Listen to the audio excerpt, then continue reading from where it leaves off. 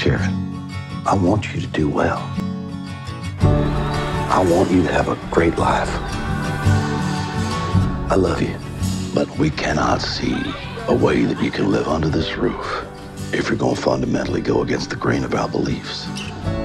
Jared, tell me the truth, that's all. I think about men. I don't know why. And I'm so sorry. First of all, congratulations on such a powerful movie. Thank you. I got to see it last week and it was really, really great. What I want to know is, when you were doing your research for the film, was there anything that really shocked you about the practice that is conversion therapy? Well, the whole existence of conversion therapy shocked me. I was aware of it, so the shock wasn't like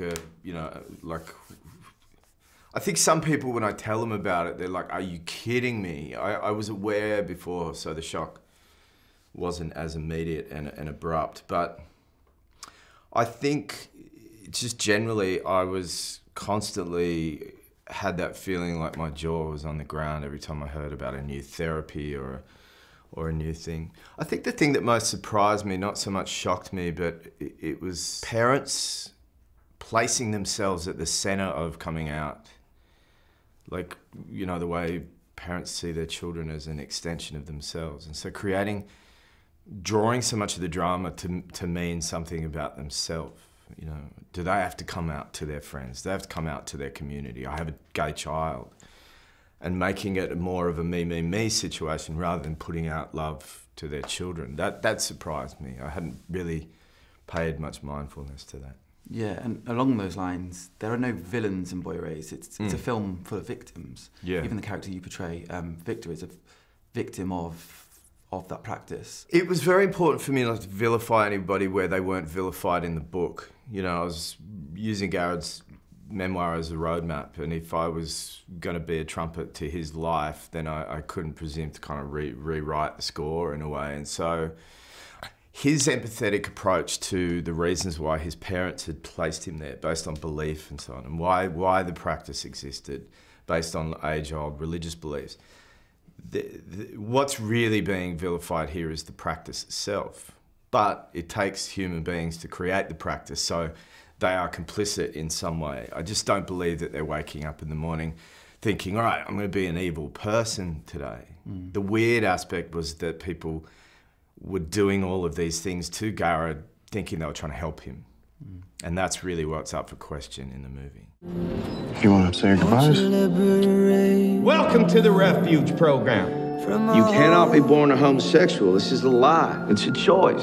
Go. Fake it till you make it. Become the man you are not. Save yourself. Jared, God will not love you the way that you are. Is this what you want? Who's gonna strike this demon down? Hit him! There are some really heavy scenes, very emotional. Was there one in particular that was very difficult to film?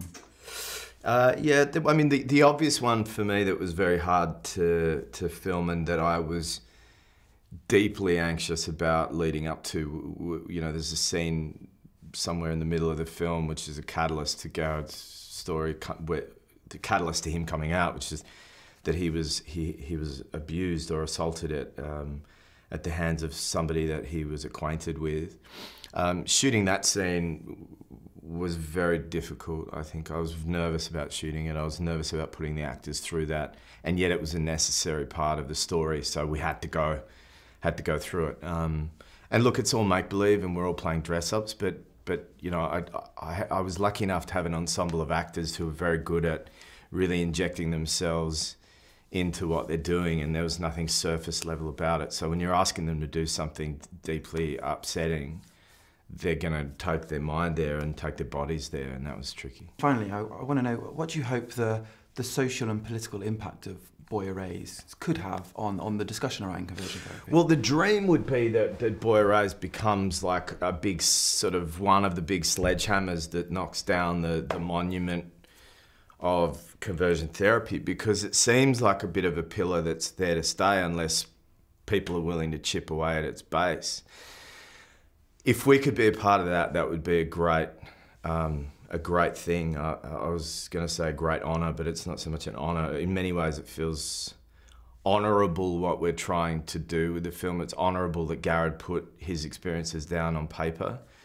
It's not honourable that the practice exists, although I think people believe they're doing an honourable thing. So if education can help people realise that there's nothing honourable about it, then we will have done our part in that. So, and other than that, I hope it's a great identifier for young people and a really great identifier for parents who are maybe going to make decisions that cause the happiness or pain of their child, that are based on the difference between love or lack of acceptance.